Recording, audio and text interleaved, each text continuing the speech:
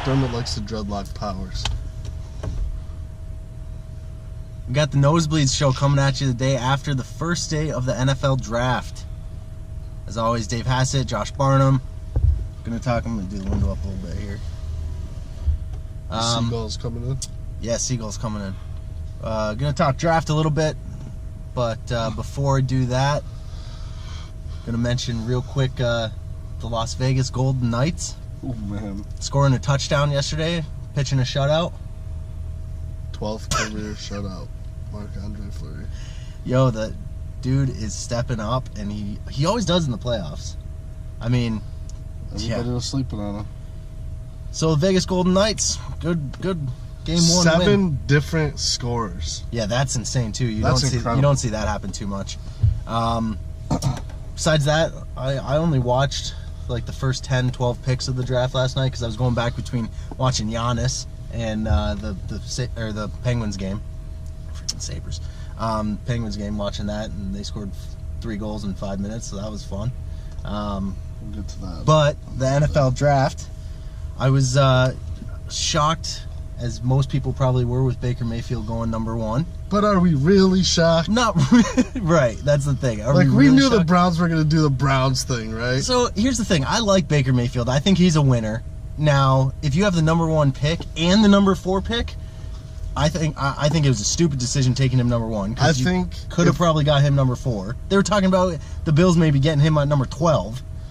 My thing is if they didn't think they were going to trade number 4, they should have taken Saquon number 1. Yeah. And then the quarterback number 4. Right. I think they thought they were going to trade number 4 until they got to number 4, and their asking price may have been too high. Right. Then they got stuck in a situation. But then they had the chance to get a linebacker, Bradley one of Chubb. the defensive ends. Like, they had the chance to pick whoever they wanted. They picked the corner. If you're a team, who's a good corner, but yeah. he's But not. come on, if you're a team that has 0 wins and you have 2 of the top 5 draft picks, you take the best players available. You got to take the best. You have players. no wins, take the best players available, which they didn't do in my book. I mean, they did do. This is the thing about the draft. You never know how good the quarterbacks are, no matter what they do in college, what they don't do in college, until they get into the NFL.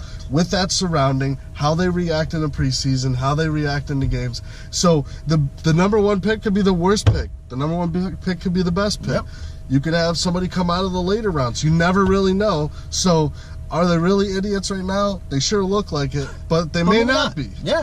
They might be geniuses, like, because they got 2 all-star wide receivers, they got a decent running back, Carlos Hyde, they got an okay defense. I think they should have went depth on offensive line, but especially with Tyrod, them going into the season feeling like they're going to start Tyrod. Now, I don't think that team has the mentality of trying to make the playoffs. I think that at this point, they're just trying to win a game and build for the future. So I kind of get it. I think Baker Mayfield is a winner, and I think that he will end up doing better than the predecessors that Cleveland has in their history. But the last quarterback to win a game in Cleveland was in 2016. Yeah, 2 years ago. It was RG3. Yeah, 2 years ago. That's terrible. And I think they've been building for 12 years. At some point, you got to figure it out.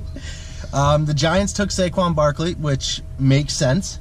It makes sense, but I think it's terrible. Well, I mean, Eli Manning, if he has a solid running game, he can manage a game, and I think that that's a smart decision because they're trying to build, and he was the best player available, in my book.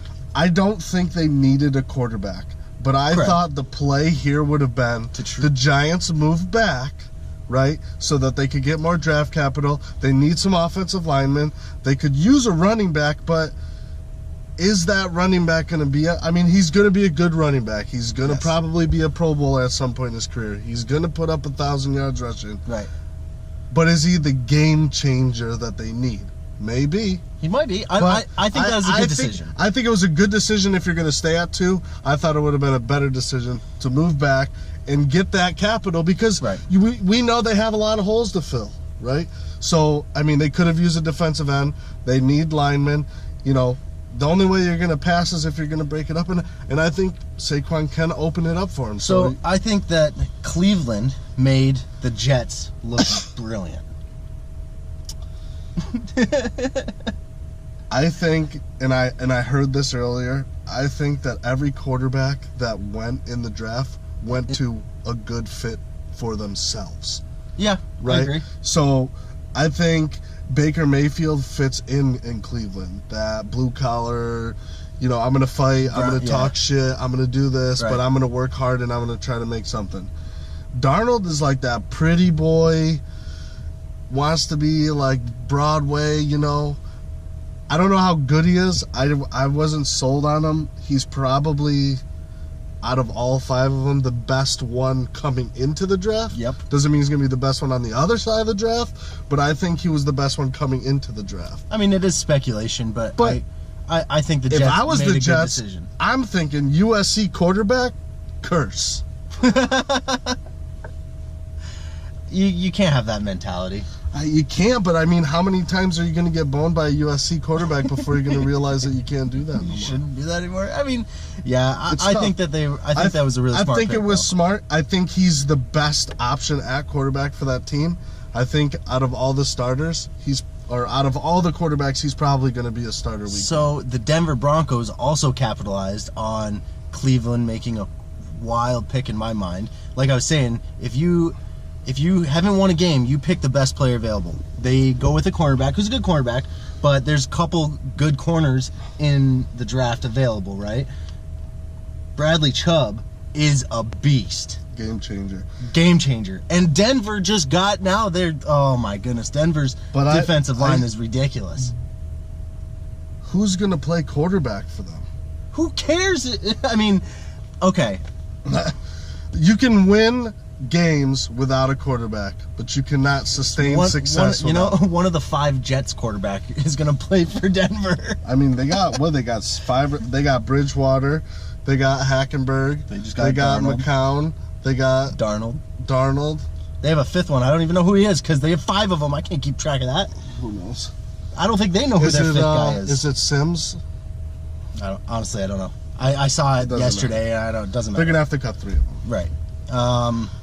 Besides that, I think the Bills actually had a really good draft. Yeah, I mean, so far. There's a lot of speculation, right? They moved up, they gave away a little bit of capital, but they got their guys, right? And they kept their other first round pick. Yeah, which is so smart. when they moved up from 12 to 7, they kept the first round pick that they had at 22, which was from Kansas City, which they moved up last year to get Mahomes. Yep. So they kept that pick, right? When they made the trade with Tampa Bay. Now they gave away 2 second rounds, which we'll see if that hurts them, how that hurts them. But if Josh Allen's a guy, that was a fine trade. Yeah. If he's not the guy, you look back on this draft and say, well, you could have had some defense here, could have had some offensive linemen. You really end up looking at the last 2 drafts and being like, what? But my thing, and I'm a Bills fan, my thing is if you have the opportunity to get your guy, and I'm not saying he's the greatest, right? I'm not saying I don't even know what he's going to be, right? Saying all the right things right now. The dude can throw. But he's saying all the right things right now, but at the end of the day, if you have the opportunity to get your guy, right? You go up and take him. Get him.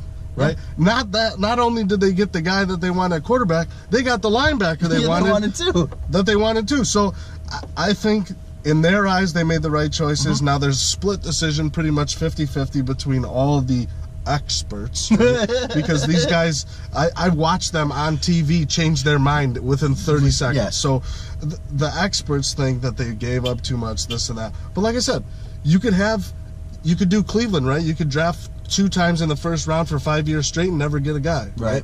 Or you could trade up, give a couple picks away, get your guy, and make the best of it. Agreed. So, I mean, it's a tough situation. The NFL is always a crapshoot. It's always a gamble.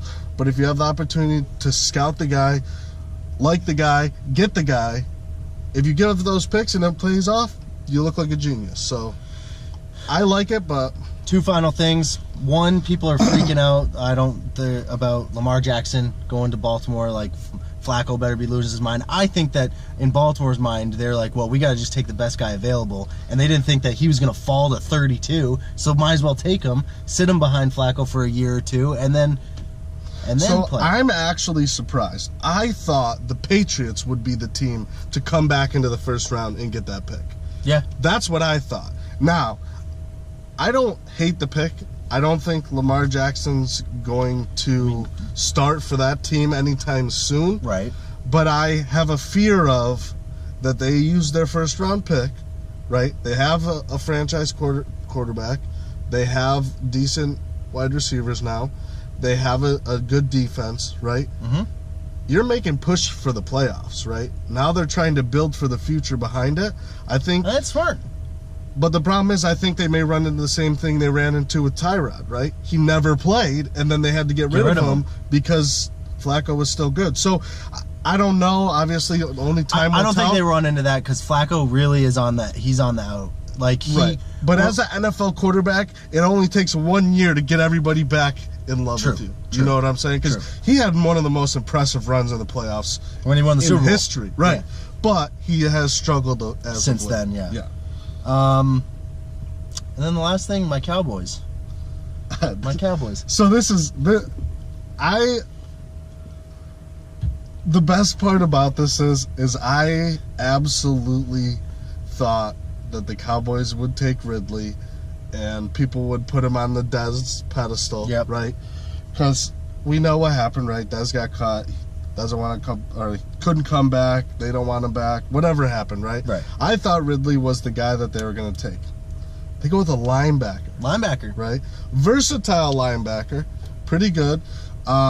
Played for Boise State, so, you know, he's playing that fast style. Mm-hmm. I think he fits into the scheme. Does have some neck issues, though. He has had neck issues in the past, which is concerning because that means he doesn't know how to tackle. Right. Okay?